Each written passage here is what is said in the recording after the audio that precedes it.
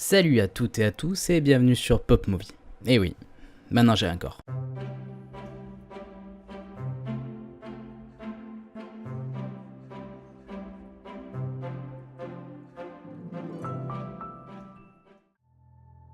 Le cinéma de genre est un cas bien particulier dans le monde du 7e art.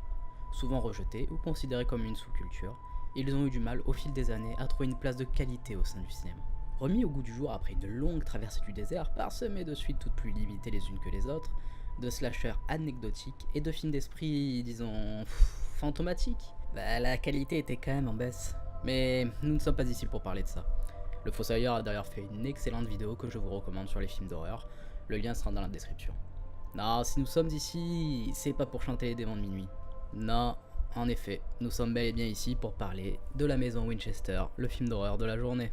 Ce film est réalisé par les frères Spierig, réalisateurs du dernier Jigsaw sorti en date, et de chefs-d'œuvre tels que Undead et Daybreaker. Ouais, vous l'aurez compris ici, on n'a pas affaire au haut du panier, puissent-ils s'améliorer avec le temps s'ils veulent continuer à faire des films. Alors, de quoi que ça s'agit? Le film ne raconte ni plus ni moins que l'histoire de la veuve Winchester, interprétée par la grande Hélène Mirren, qui entreprend des travaux plutôt étranges dans sa demeure. On parle pas de tonne de pièces là, très clairement. Le tout vu au travers d'un médecin joué par Jason Clarke, invité pour évaluer sa santé mentale. Alors, pour commencer, le film est tiré d'une histoire vraie, ce qui en temps normal devrait renforcer son immersion, mais se retrouve souvent dans ce genre de film à être soit une déception, soit une vérité mensongère. Mais bon, on va pas se laisser abattre alors que le film a commencé depuis à peine 5 secondes, donc on va commencer par une partie comme d'habitude sans spoiler, et après on fera une partie avec spoiler pour ceux qui ont vu le film et qui voudront quelques détails sur des scènes bien croustillantes qui, oh mon dieu, m'ont vraiment donné du fil à retordre. Trêve de suspense, rentrons dans le vif du sujet. Le film est une déception totale. Le genre de produit calibré pour les adolescents en mal de sensations qui ne sont pas très regardants sur la qualité. Et le premier point de cette partie sans spoiler, c'est la maison. Non mais quand on a la chance de pouvoir tourner dans une maison telle que la maison Winchester, on la fait vivre, c'est un personnage à part entière. En constante évolution, c'est le point qui ne doit pas être loupé du film, et c'est le point le plus loupé. Le film, à ce niveau-là, a tout raté. On aurait pu imaginer par exemple une caméra aérienne quasi fantomatique, comme l'avait expérimenté le réalisateur de Conjuring 2. Et pour en terminer avec la maison, le dernier problème, et non des moindres, c'est que le médecin ne pose jamais de questions sur les absurdités architecturales qu'il existe. Le gars tombe sur un placard, il ouvre, ça tombe sur un couloir, tout va bien, c'est bon, c'est ok. Bref, on pourrait s'étendre éternellement sur la maison, mais le film le fait pas, alors nous n'allons pas le faire non plus. On va passer plutôt aux personnages, et là, c'est l'absence totale de construction, excepté pour les deux personnages principaux.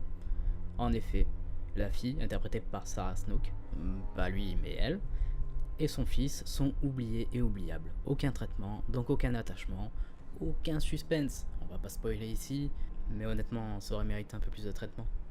Et pour dire un mot sur la mise en scène, oh là là, c'est plat, c'est plat. On filme ce qu'il faut, mais sans audace ni inventivité. Chant contre chant pour les dialogues, plan fixe sur des miroirs qui bougent, l'ennui est total, ce qui est un comble pour un genre qui normalement doit te coller au fauteuil et te faire endurer 1000 souffrances psychologiques. Mais là non, rien, c'est l'ennui, la tristesse, mon dieu, la tristesse. Et maintenant, nous allons désormais passer à la partie spoiler. Oui, non, vous n'êtes pas prêts, Et toi là, qui a toujours pas vu le film, non, sans déconner, reste, va pas le voir. Je vais te faire économiser du temps. Au pire, lâche un petit pouce, tu vas voir, ça va être bien. Je vais te faire économiser une petite heure et demie de ta vie, tu vas me remercier. Tu peux laisser dans les commentaires un petit merci d'ailleurs, moi ça me fait plaisir. D'ailleurs, petite parenthèse, je vous conseillerais un bon film à la fin de la vidéo quand même, histoire de pas avoir perdu non plus 5 minutes de votre vie, je suis pas comme ça. Alors, pour vous exposer mon mécontentement devant cette épreuve que fut mon visionnage, une scène me vient en tête. Celle où le médecin se retrouve seul dans sa chambre à essayer de lutter contre un miroir sur pivot farceur. Et oui, un miroir sur pivot farceur, qui à chaque fois qu'il tourne la tête, le gars, pas le miroir, s'oriente vers le fauteuil vide. Le miroir, pas le gars. Et ça, 3 fois d'affilée. 3 fois d'affilée, avant que le jumpscare ne vienne en fait de devant lui, évidemment. Il faut vraiment voir cette scène pour savourer toute l'incohérence et la stupidité à laquelle on n'est pas préparé. C'est ce que je vous avais dit, vous n'êtes pas prêts. On apprend également que Sarah Winchester bâtit en fait les répliques exactes des pièces où les âmes tourmentées sont mortes par la faute des armes de son entreprise, ce qui explique en partie la construction permanente, mais en aucun cas les absurdités architecturales de la maison. Faut pas déconner non plus. Alors puisqu'on est dans la zone spoiler, hein, on va pas faire les choses à moitié. Ouais, attendez. Le majordome chelou du début, vous savez, celui qui a une tête un peu bizarre là. Eh bien en fait c'était un fantôme, mais pas n'importe lequel. C'était le fantôme super puissant de la mort qui tue. Et retournement de folie après le retournement de folie, la véranda qui obsède le médecin depuis le début. Bah si vous l'avez vu, vous comprenez, et si vous allez le voir, vous allez comprendre. Eh ben en fait, c'est une reproduction de la véranda où sa femme est morte et là où il s'est pris une balle. Mais heureusement, grâce au pouvoir de l'amour contenu dans la cartouche du fusil Winchester dont il s'est pris la balle, ouais, parce qu'en fait il a conservé la douille, hein, il a remis une balle, de la poudre, ça, il a fait graver, enfin c'est un joli moment d'amour quand même, hein, de preuve, voilà. Donc grâce à ça, hein, il a pu descendre le méchant fantôme grâce à la balle qui est du coup la balle de l'amour, quoi. Hein, très grand moment de Port-Nawak, hein, on en est là, c'est d'une tristesse affligeante là pour le coup. Hein. Alors oui, vous allez sans doute me trouver dur avec ce film. Hein. Il a peut-être des qualités. Honnêtement, je les ai pas vues. Elles étaient peut-être bien cachées. Mais là, non, pour le coup, moi, je peux pas.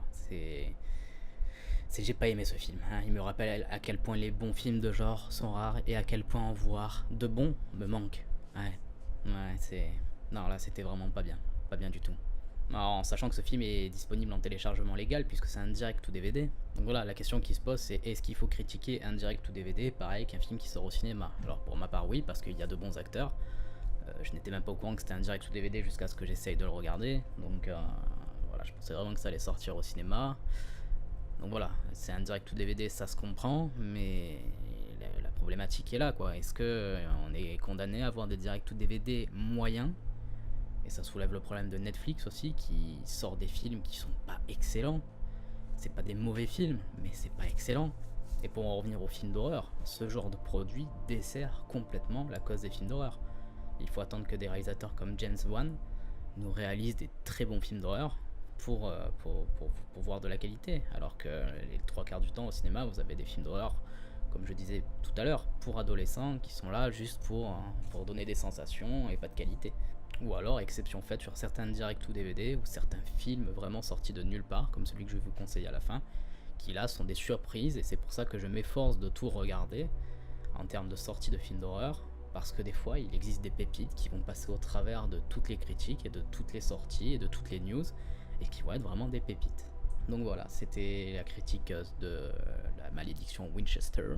J'ai même réussi à bugger sur le titre, c'est génial. En attendant Conjuring 3 ou même La Nonne, en qui je place pas mal d'espoir, même si Annabelle a été une grosse déception et que le 2 a un peu rattrapé le délire, je vous conseille donc le fameux film trop méconnu à mon sens et qui reste pour moi une grosse découverte, c'est Grave Encounter. Donc c'est un film basé sur les émissions de chasseurs de fantômes où une équipe investit un lieu supposé hanté. Pour le reste, je vous laisse apprécier la découverte.